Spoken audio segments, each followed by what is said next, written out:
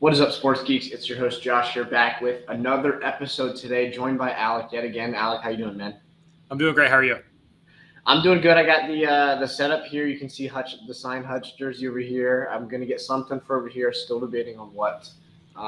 But big news. So we've been on YouTube for the last year or so. We're going to remain on YouTube, but we're also going to start putting these on Spotify and Apple Podcasts. So if you like to listen to the podcast there in the car or whatever it is, you'll be able to find us there as well. I'll include links in the description here. Also, make sure to go check out the Twitter or the X nowadays, whatever it's called. We'll have more personalized content there. So once it gets into the season, we'll have more like specific start sits, whatever your specific situations are. If you were to reply to tweets like that, we can talk about it in the next video. So that's a way to get a little bit more personalized content to get kind of just get that tailored to you. Other than that, I think that's all I got. So we have 6 players today, 3 quarterbacks, 3 tight ends for you. Kind of following the same theme. We feel they're undervalued. The value is really good. Where they're being drafted at is worth it. I'm turning it over to you, Alec, here. Who's your first one? Yeah, so my first one's going to be Kyler Murray. Being drafted anywhere from QB 7 to QB really 11, 12. That's kind of where his ADP reflects on different sites. Kyler Murray, in his fully healthy seasons, is a over 20 points per game guy. He's one of those people where, he might not throw for 300 yards every game, but he's having at least those 30, 40, 50 rushing yards a game where, that, 30 to 40% chance that he gets a rushing touchdown. So that extra 5 to 6 points a game on top of his throwing is just kind of what makes him attractive. It's kind of like a cheaper Lamar in that aspect. Like you're banking on him being healthy in a good system. They drafted Marvin Harrison Jr. is going to be a beast. Everything indicates that he's going to be really good in the NFL, that he's going to be an alpha. Trey McBride popped last year at the end. Their offense is just super solid. They drafted Trey Benson. James Conner still there. O-line is kind of coming into form finally for him for once in his NFL career. It's kind of been a problem for them for his whole career. So I'm really excited about Kyler this year. And if you're telling me I get him even around like Brock Purdy, and other people there, like even like in the Caleb Williams, Jordan Love territory. Jordan Love territory. I'm jumping all over that. Well, the other thing too is that their defense is atrocious, like atrocious. So they are not going to be winning any games come the fourth quarter. Like maybe a few, right? But if they're winning a game in the fourth quarter, that means that Kyler popped off in the first half. That's what that means. So the game script's going to be perfect for him, right? You're gonna get the drop off zone. You're going to get dump off passes, which means McBride's good value, right? I mean, he's being drafted as a tight end 4, so he's got a high stock already. And we're not talking about him today, but he's got good value. Kyler's going to be able to get his 40 to 60 rushing yards, and that's like spotting a touchdown every single game, right? You take somebody like a Joe Burrow. You're giving Kyler Murray a touchdown before Joe Burrow starts the game. I mean, that's what it is. And to your point of 20 points a game, that's his QB5 last year. So if you give me a healthy Kyler Murray, which like what you said, the offensive line is kind of finally coming together. You'd like to think he's going to be able to put together a healthy season, coming in healthy. He's got more receiving threats. He's got more rushing threats behind him. I'm very high on Kyler Murray this year as well. And on a completely different note, though, I'll pivot to my first player. It's Dak Prescott.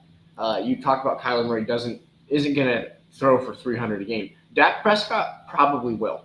And that's the reason I have him on here. Last year, kind of just looking at, first off, where he's being drafted at. So he's currently being drafted as the QB 9, right around the same range as Kyler. And I think some people, Dak has kind of a strong hating fan base, I'd say. Like there's a lot of people that really hate Dak Prescott, and that can sway opinions in fantasy football. I'm not a Dak Prescott fan at all in football. I love him in fantasy football because he's going to be slinging the ball this year. We look at his from last year. You look at his attempts, and I mean this is just crazy ending the year. I mean 30, 31, 44, 35, 38, 32, 41, 39, 34, 30. I mean he is slinging the ball last year, and he had Tony Pollard last year. This year, your running back room is atrocious. And so if you're moving the ball down the field, which they're going to, right? I mean, McCarthy's a good play caller. And CeeDee Lamb's going to have a hell of a year, that's for sure. It's for the same reason we were on Brandon Cooks 2 weeks ago. I am very high on Dak Prescott, and I'm pairing him with Jake Ferguson too. I think this is a stack that if you can get him, it's not a super high buy-in stack. You look at like a Mahomes Kelsey, if you want a quarterback tight end stack, that's expensive to pay. This is a stack where you could wait and go Prescott Ferguson. I mean, looking at ADPs here, Ferguson's ADP is 84, so you're looking in the 7th round there, and then Prescott's is 74. So you can go 6th round, 7th round, with Dak and Ferguson if you wanted to stack those, and you can have your first 5 picks be 3 receivers, 2 running backs, or 3 running backs, 2 receivers. So this is a strategy I love. Prescott's going to be slinging the ball quickly on Ferguson as I'm kind of hitting a 2-for-1 here. His targets last year is his first year starting completely. His targets last year come down the stretch 8, 8, 8, 8, 6, 6. Okay, so he's getting targets. And he's established himself as Dak's probably number 2 receiver. Brandon Cooks, he's being drafted really low, and there's a reason for that because the talent maybe isn't quite there. The volume might be there, and that's why we're on him. But Ferguson, the talent is very much there right now. And over the middle, CeeDee Lamb's going to attract a lot of attention out wide. Over the middle, I think Ferguson's in for a huge year. But I'll shut up now and hear your thoughts about it. Yeah, no, I love Dak. Dak's going to be slinging it, and we've touched about on Brandon Cooks, Jalen Tolbert being the 2 and the 3. When a 31-year-old Brandon Cooks, or is he 30? I know he's 30 plus. Brandon Cooks, is your number 2 receiver, and I'm talking wide receiver because Ferguson is the number 2 target for sure. Absolutely. So in an offense that's going to throw the ball 40 times a game, being drafted around 9, tight end 9, tight end 10. I love that value. I really do.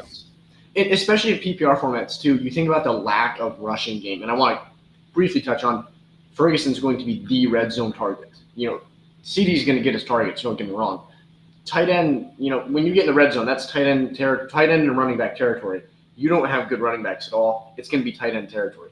But you're unable to move the ball with the running backs very much. Like, these guys are not good. With Ezekiel Elliott is your head back, I would expect a firm 3 yards per carry out of him this year, which means that you're going to find alternative ways to run the ball, right? With that aren't runs, right? Like a 5-yard curl route from Ferguson, a 5-yard out route from Ferguson. Those are the type of routes that are your runs, right? Just really risk-free passes that Ferguson is going to really benefit from, especially in PPR formats. Yeah, no, I totally agree. I think that stack, I know, and I know we've said before kind of how stacks are sometimes dangerous. Mm-hmm. But even like the Kyler Marv stack, it's nice when you take someone early, or in this case, you kind of wait to take both, and then you capitalize, early on other positions. So, I love that Ferguson, the Prescott stack. Well, and kind of to your point too, the floor of this stack. Again, assuming there's no injuries, which you draft in fantasy football, assuming people are going to be healthy. If you think everyone's going to get hurt, you're not going to draft anybody. Yep. But the Ferguson and Dak floor is so high because the volume is undoubtedly there. There are no question marks if the volume's going to be there. Ferguson is going to be the pass catching tight end on the field at all times, and Prescott is going to be throwing the ball a ton. So the volume's there. I think it's just such a safe option to go with. Yeah, and I also think so if you're looking just at Dak Prescott here, so 2020 is the year that he hurt his ankle. Mm-hmm. 2022 he missed 5 games. So if you take that out of the equation, he finished QB 2, QB 8, and then QB 3 in the last 3 fully healthy seasons. Mm-hmm. At minimum, at worst, you're getting him at value. At least hitting his ADP. So I love it. And he has upside for a top 3 QB. You can't say, and it's just all due to opportunity. But so my second QB, my second player, I'm going to go Jaden Daniels here. Okay. So I wanted to tie this back into Kyler Murray, Cliff Kingsbury. So Cliff was Kyler Murray's head coach his rookie year in 2019 in Arizona. So Kyler Murray that year finished QB 6. Okay. So Kyler Murray to start off his rookie year, and I know it's a little different, but their profiles are a little similar. They both can throw, they both can move. Cliff's going to probably use a similar offense. I would actually probably argue that Jaden's a little better deep ball thrower, but I think Kyler's probably a little better underneath and over the middle. But Kyler Murray, his rookie year, this is just what we're thinking for Jaden Daniels. He had 22, 15, 19, 25, 28. That was his first 6 weeks. Jaden Daniels could be a top 6, 7 QB this year. I know it's kind of a hot take, but just his rushing upside alone, rushing is king in fantasy. That's why Anthony Richardson is so highly rated because of rushing alone. His floor is super high. I really think that. And we talked about this last year. That I believe it's 90% of QBs that get over 120 rush attempts in one season finish as a top 12 QB. So as long as Jaden Daniels stays healthy, he will at least be a top 12 QB. And I think it's a good value. Yeah, no, I mean, it's a Heisman Trophy winner, right? That you're getting at great value. And he has, it's not like he doesn't have receiving threats too. Terry McLaurin is a very solid, wide receiver 1. I don't want to come out and say John Dotson is a great wide receiver 2, but he's not bad. There's definitely worse in the league. And then, I mean, we're not touching on Ben Sinnott at all today, but I do think, if you're late in a draft, I don't know if you have a deep bench or whatever it is, take a flyer on Ben Sinnott because he is, I can guarantee you, he's not going to be on the field to block. He's not a great blocker at all, but he's a decent pass catcher. And so I don't want to say he's Kelsey-like because certainly not. I don't want to make that stretch, but he's not going to be on the field to block. If he's on the field, it's to run a route. So Ben Sinnott is somebody that I could very much see just because of the lack of a second, bona fide, just receiving threat. I think I could really see Sinnott emerging there. But I love Jaden Daniels. Like you said, rushing upside is through the roof. I mean, he could come out and run for 70 yards a game, and almost like what we saw out of Richardson last year, right? When Richardson came out with just rushing touchdown after rushing touchdown. Daniels is a little bit skinnier of a build. Hopefully, he stays healthy as well. But I like Daniels there a lot. We'll go ahead and go with your third and last player. I went 2 for 1, so we'll go with you with a little 2 for 1 action then. Yeah, so sleeper ADP, this guy's the 13th tight end. In best ball, he's a little bit higher than that on underdog, just because those drafts are probably a little bit sharper. But TJ Hockenson is such a deal right now. TJ Hockenson has not even been ruled out for week 1 yet. I believe he tore his ACL last December. It was in December, right? So it'll be about 9 months from when he tore it to the beginning of the season. He hasn't been ruled out. A lot of reports that he's well ahead of schedule, which is great. Don't really know what that means. I mean, he'll probably start a little slow. But TJ Hockenson in that offense, it's Justin Jefferson, it's Jordan Addison, it's him. He was peppered with targets last year, and I understand it's Kirk Cousins. QB is a little bit better than probably what they're going to be dealing with this year. But I wanted to go over this. There was a 4-week stretch last year. Actually, so he had 4 games last year, 5, where he was pushing over 20 PPR points as a tight end. And he really only had 2 games under 10 points when he was healthy. I mean, the floor is 10. The upside, he had over 25 twice. So for a tight end, it seems like our entire lives, tight end has been such a scarce position. Getting the upside of, maybe TJ Hockenson isn't getting 30 points this year in a game. But if his floor's at least 10 to 12 points, he's worth tight end 13 off the board, even if you have to wait till week 3, week 4. Yeah, and the other thing to look at, too, is how much attention defenses are going to put on the outside, which, I mean, Jefferson attracts maybe the most attention in the league when it comes to from a wide receiver, and Addison is going to attract some, too. Hockenson is who's going to really profit from that. So I like that a lot. He's an ex-Lion. and has torched us when he's played us before. We're the ones that tore his ACL. So and if you're technically going off like PPR points per game last year, I know some people are big on points per game. He was number one. So he was 14.6. Laporta was 14.08, and Kelsey. So I guess he was 2 because Kelsey was 14.63.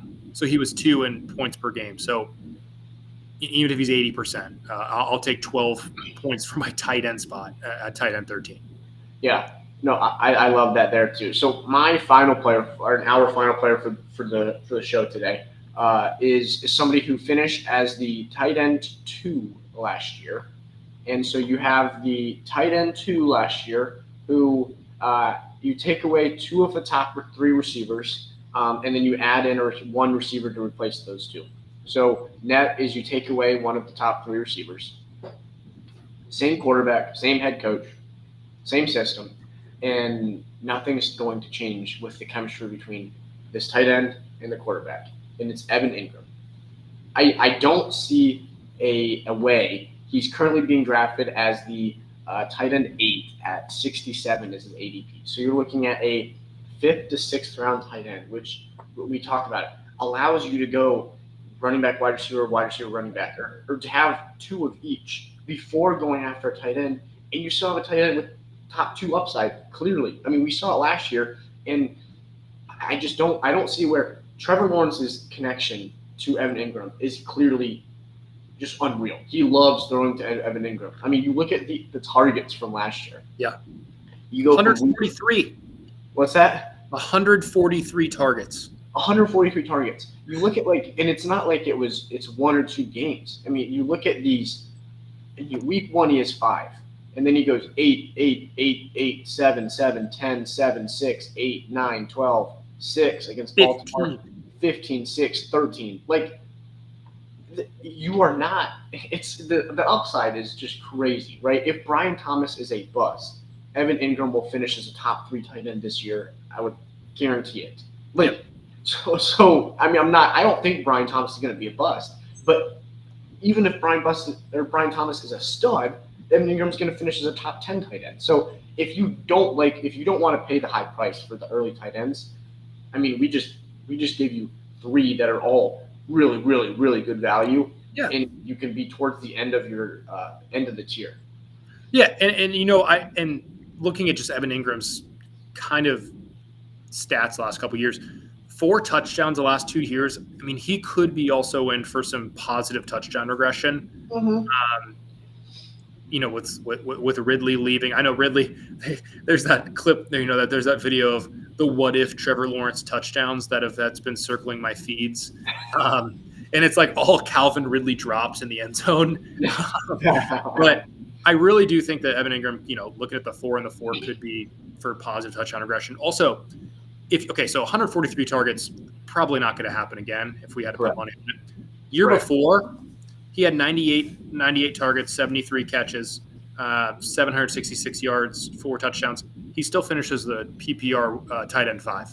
So yeah, in this offense, in the 2 years he's been in this offense, he's finished as the PPR 5 in 2022, and then last year the second overall tight end in PPR. So his value just seems a little bit low. I don't know if sharp drafters are thinking of maybe age regression at 29, but we usually don't see that age regression until like 30, 31. So I think he has 1 to 2 probably pretty good years left. Yeah, no, I would agree. And the other thing is T-Law last year was terrible. And if he goes 12 touchdowns his rookie year, up to 25 year 2, you're thinking perfect, right? This is our guy. He's making jumps. This year we're expecting to break the 30 mark, and he's gonna really just cement our offense. He goes back down to 21 touchdowns last year. He's probably gonna throw 25 plus again this year. I would really think so. And you're taking Ridley away. You're taking Zay Jones away. You're taking those guys who he already has a connection with away. I think this is where Evan Engram, I could see him scoring 10 to 12 touchdowns this year, easily. And if he cements himself as the touchdown catcher. And if he does, if he even puts up 8 touchdowns, I guarantee he's going to be a top 5 tight end. Oh yeah, I would say top 3 if he catches 8. Yeah. So I think the positive touchdown regression is definitely coming. Yeah, I also do think kind of real quick, ending the tight ends. Obviously, quarterbacks, there are deep options of quarterbacks. You kind of want to get, if you can get a Josh Allen in the 3rd, pull the trigger if he falls, things like that. But for tight ends, this is probably one of the deeper tight end years that I can remember. So don't feel pressed to take Sam Laporta in the 2nd or Travis Kelce in the 2nd. You can wait, especially in that RB dead zone from like round 4 to round 6, late 3rd to like the 6th, 7th round for running backs. Don't be afraid to take a tight end in there. So, you don't have to reach on a Laporta in the mid-2nd. Mm-hmm. Well, it's fun. Each year you have kind of to close here. Each year you have different draft strategies that kind of will work, right? Last year, 0 RB, I think was the play, right? This year, it's not. So if you're gonna overpay, overpay is probably not the correct word. If you're gonna pay a high price for a Laporta, for a Kelce, instead of taking a running back, like Achane is going below Laporta and Kelce, right? Jacobs is in there. Even Kyron, Kyron. Yes, Kyron. I mean, Derrick Henry, Pacheco. Those are guys in that area. That's like, for running back wise, would you rather have like a Pacheco and Ferguson or a Pacheco and Engram, or like Laporta or Kelce and David Montgomery? Like, yeah. Or like a Zamir White a little bit later. Right, exactly. Like the trade-off there, I think if you're calculating total value, I think going running back and then tight end is just significantly higher. Now, again, if Laporta falls to you, if Kelce falls to you, if you're not high on a couple of the other guys, by no means is it wrong to take a tight end early. But, man, is it deep this year. So that's all we got, though. We got 3 tight ends, 3 quarterbacks that we think you guys should be highlighting in your drafts. Be really curious to hear how the drafts are going. I do want to quickly say I did have a viewer reach out that said that they wanted to see the segments on YouTube so they could see the segmented, player 1 that we're talking about, player 2. That's perfect feedback. Love to hear it. We will be incorporating that with this video here. So if anybody has anything like that, please reach out. Would love to hear it. Other than that, this has been the Sports Geeks podcast. They play, we talk.